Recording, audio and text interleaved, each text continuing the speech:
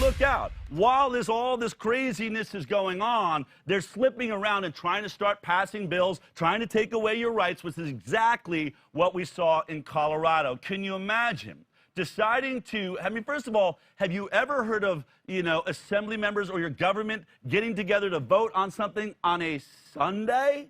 On a Sunday? That seems odd. I haven't heard of that happening before. Oh, and by the way, what are they going to do on that Sunday? They're going to try and get rid of the religious exemption, or at least rename it and move it into different categories and start tracking people. So amazing, while you're at church, your government's going to attempt to attack your religious freedom and right to say, maybe I don't want to inject aborted fetal DNA into my baby.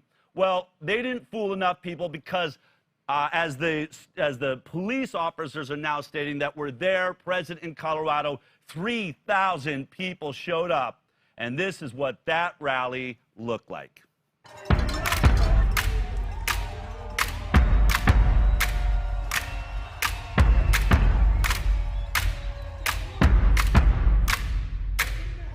You take this day and leverage it on behalf of our children and freedom against medical tyranny in Colorado. It's about hope, the hope that we can all stand together, no matter what differences we have, no matter what gender we are, no matter what color we are. Aren't we supposed to be the home of the free and the land of the brave? The truth is that there is a conflict of interest in medicine that cannot be overlooked. We directly oppose to 163. We oppose this bill. I oppose 163. The battle over SB 163 is a battle over choice, control, and power. Who has dominion over our children's education, our bodies, and our data? Parents or the state? I am a sophomore in high school, and I'm part of the population that is genetically predisposed to a crippling vaccine reaction. I nearly died when I was a baby. Aren't I the one this bill is supposed to protect? In my 15 years of practice, we were never taught about the risks of vaccinations. This bill is a direct attack on the freedom and sovereignty of a U.S. citizen. It goes against the sanctity of the doctor-patient relationship, and it goes against everything we learned about ethics in medicine. Hey, we don't trust you. We don't trust you with our health. We don't trust you with our life. You're not speaking for us. You're speaking for Big Pharma. How is the party that stands for a woman's right to choose to do with her body want to remove the right to choose from poor folks? I don't get it. Where's that from? It seems like it's from Big Pharma. It's not just Big Pharma that has a huge motivation to hijack our students and to undermine family and parental autonomy. It's also all of these Silicon Valley companies and educational tech companies that want to get their claws into this data. What happened to the bulwarks of HIPAA? What happened to the bulwarks of FERPA, which every parent in this room knows about? We stand on the outside of a system that is a juggernaut, that has taken the lives of so many children with half-baked science and tried to mandate that needles be placed in the arms of people who don't even have a fully formed blood-brain barrier. About 1 million people are saying something is wrong with our children. Something is wrong with our children, and nobody's listening. Those who are in the movement didn't want to be in it. These parents woke up to a living nightmare where their children were permanently altered due to trusting a medical system, a system that has a history of experimenting on black and brown bodies to figure out what to do for white bodies. You see what I'm saying? The history of pharmaceutical misconduct in relationship to the black community is well known, and clear evidence exists that is still happening today. 1980, CDC recommended the DTP vaccine, which is now banned in this country. But guess where they still use it? In Africa. If you're confused about why we're here, that's why we're here. It's for the next bill coming after this. It ain't just what this bill does. It's the thing that's going to be on the horizon. That if we don't do this now, the incrementalism that we've seen time and time again remove freedoms, this is going to be a Trojan horse. And I'm going to be here every day in Colorado, every day in California, every day in Connecticut, fighting this, because right now, we do not trust our government. You are not our friends. You're not listening to us. We call the shots, not them. exercise our muscles of civic and political engagement, they will hijack our children. That's right. If we don't draw the line here in Colorado, they will do the same in the rest of the country. Yeah. We are a bulwark of freedom, not just for our children, but for America's children.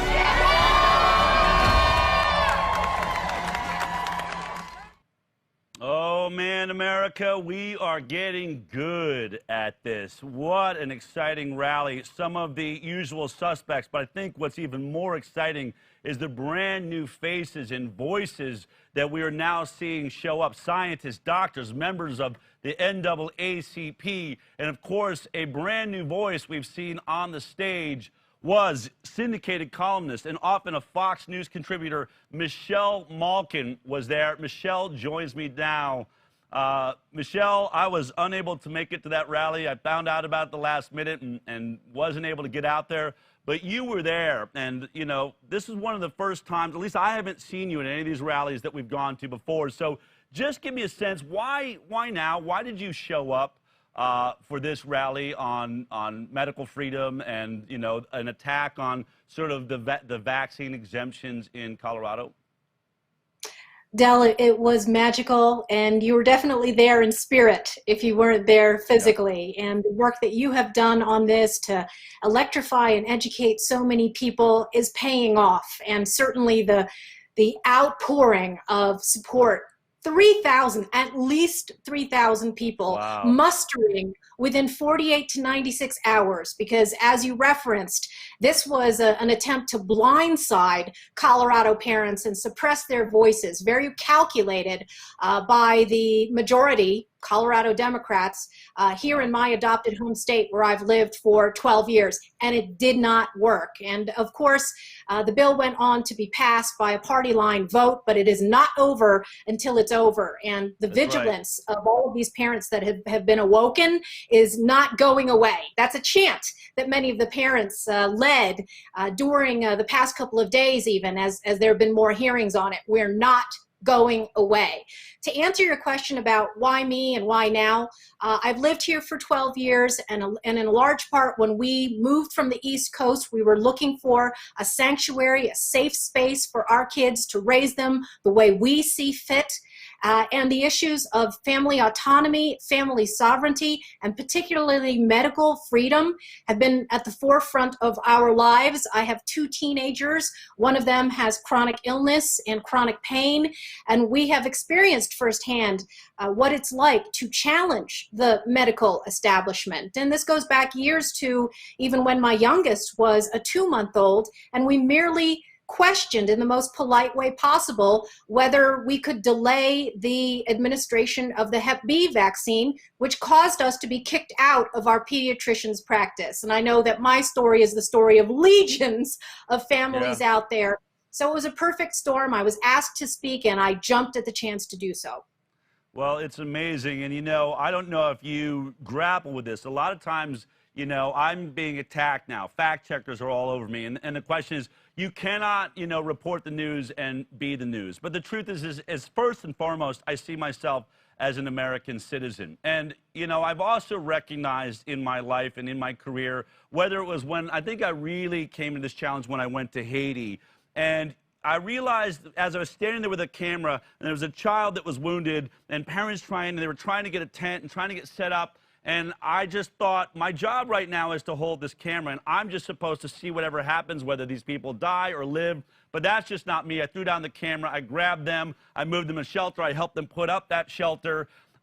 Is that media, or are we somehow breaking the rules once we jump over and get involved and say people's lives are hanging in the balance? Do you grapple or think about that at all? I have over the years, and you try to honor this balance between being a journalist who is trustworthy, and all we can do is report the facts and make sure that every I is dotted and every T is crossed, everything is cited.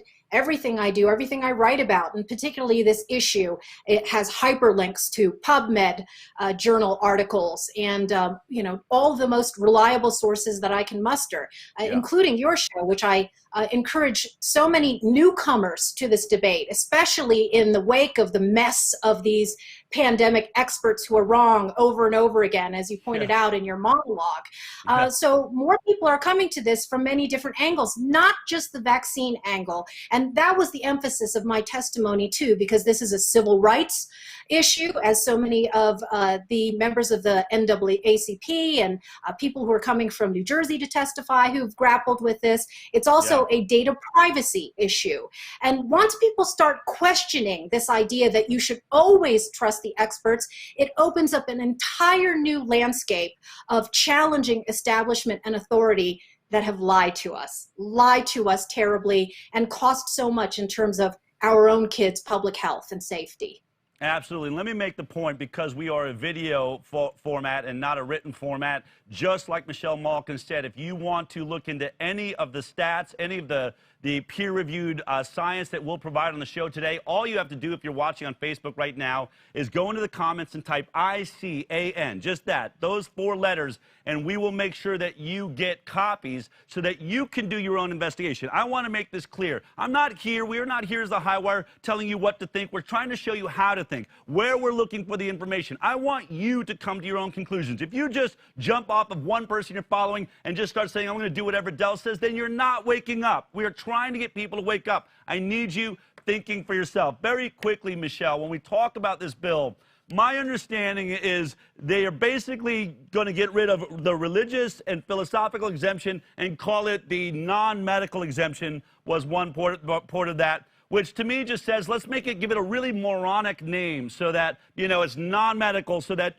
probably 6 months down the road, we'll go like, who needs a non-medical? Who wants to be non-medical? And they'll just, flush it down the toilet. And if my understanding is right, there's also going to be more data tracking, right? Tracking those parents that want to opt out of the vaccine program or skip a vaccine. They're going to have to be read a riot act by a doctor or somebody like that. And then they are now going to be tracked, which, as you pointed out, to me would be a total invasion of privacy. We are really dancing on the line with your HIPAA rights and things like that. Is there anything that I mischaracterized or you want to add to that? Yeah, that's absolutely right. And I think that for clear-eyed people, what we see here is they're setting the table for instituting a requirement that future Colorado school children be mandated to take whatever future COVID vaccine is out there as a condition for access to public education. It's outrageous what they're trying to do. And of course, you always have to follow the money to find the truth. It's the financial incentives here. And you talk about this as well. Big Pharma is behind this. They've set up phony AstroTurf groups. You had thousands of parents show up on Sunday. In February, when they had a hearing on this, there were 14 hours of testimony. The vast majority of them, parents who objected, and the lobbyists who are funded by pharma and corporations set up these grassroots, so-called grassroots groups, phony groups, to show some sort of opposition. There were about a dozen of them. They limited the testimony on Sunday to 1.5 hours each on each side. 22 people each got to speak on one side or the other, when there were thousands of people who had lined up out in the sun to make their voices heard by these legislators who are bought off by Big Pharma. They made it sound like it was a balanced argument, that we had just as many people on both sides, whereas you have thousands and thousands stacked up outside. Did you notice, was there any difference in how those that were speaking out for medical freedom were treated compared to those that were stepping up to the microphone that were pro, supposedly, forced injections into your body without any choice? I thought that many of the state legislators were rude. Many of the people on our side were cut off, especially when they came off to the cutoff time, and several pled to be heard. Even from the very get-go, of course, Robert F. Kennedy Jr. flew out, took the time to fly out. I don't know where he was flying out from, maybe from California or whatnot. A respected public figure taking the time out. They limited him to 2 minutes, and it seemed clear to me that some of the people who were sitting on the panel behind their masks didn't even know who he was. So it's just unbelievable. Unbelievable. When we were talking about you were saying that there was one person that seemed to be organizing all of the pro-vaxxers inside there to get onto the microphone. A woman named Sundari Kraft, and over here we did. I just, you know, I want to check this with you because I know you were looking at this, but we found some very interesting things. When you talk about sort of fake grassroots, I think that this would be the best definition. So when we looked at this woman who apparently is helping all the pro-vaxxers get to the microphone, her name's Sundari Kraft. She's a lobbyist of Ascent Strategies, LLC. Well, if you see their website, it's a public policy, state and local lobbying, community engagement, communications consulting, and public relations group. They list Colorado Parents for Vaccinated Communities as one of their clients, but of course you can also see biotechnology innovation. You can see that there's also Purdue Pharma is one of their clients. I mean, Purdue Pharma, which is responsible and paid out incredible amounts of money for the OxyContin epidemic that they are being held responsible for. This is one of those things I'm just amazed that company is still working in America and allowed to work. And so that's who Ascent works with. So then you go further on, and obviously, you know, when you look at the government website, it says at the top, Ascent Strategies, LLC, that their client is Colorado Parents for Vaccinated Communities. Now, I think we found this fascinating, but if you go to the website for Colorado Parents for Vaccinated Communities, you see this page. Okay, it looks great. These are people, but on their own page, it says pro-science, pro-health, pro-vaccine, Colorado Parents speaking up for good policy. CPVC is a grassroots engagement project of Ascent Strategies. It's a project of Ascent Strategies. So am I to understand that a pharma lobbying group started a grassroots group and then said that they were hired by that grassroots group to go and lobby for this bill? And there's some rumors that Sundari might have had something to do with actually the writing of the bill, and whether or not we prove that, it sure looks like a lobbying group hired themselves to lobby. Have you looked any deeper into this? I mean, you say follow the money. What did you find? Yes, and I've looked at the lobbyist registration forms for Ascent Strategies, even just for a single month last year. These are supposed to be disclosed. And of course, Colorado Parents for Vaccinated Communities has forked over at least thousands of dollars just for a single month. It is a circle, right? It is a self-perpetuating circle of AstroTurf. I love the term that you used earlier in the show, Illuminati of clowns, right? I mean, this is certainly them.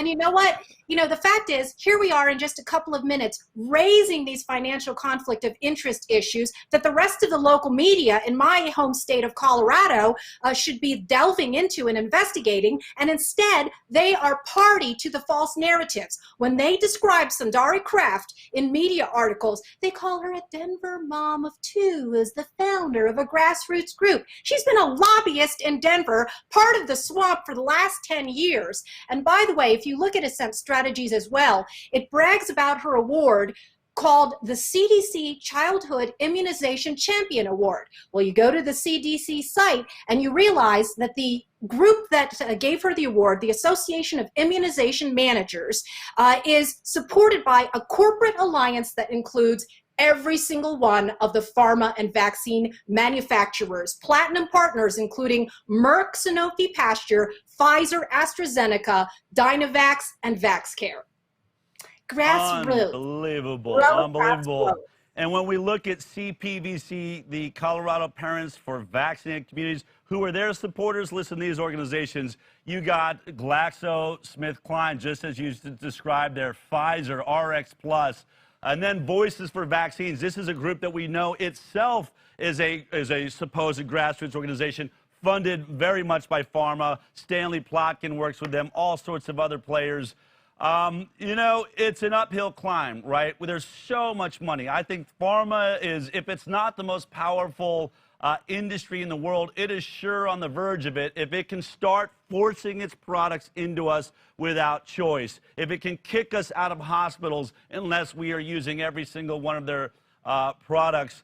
Are you hopeful? Are you hopeful? I mean, you know, with all that's going on and all of, like I said, all of the insanity, people are confused, but do you think more people are waking up, or are we losing more people? What is your feeling as we move forward? I have much more hope than despair. And speaking to these thousands of people on Sunday has electrified me even more and emboldened me.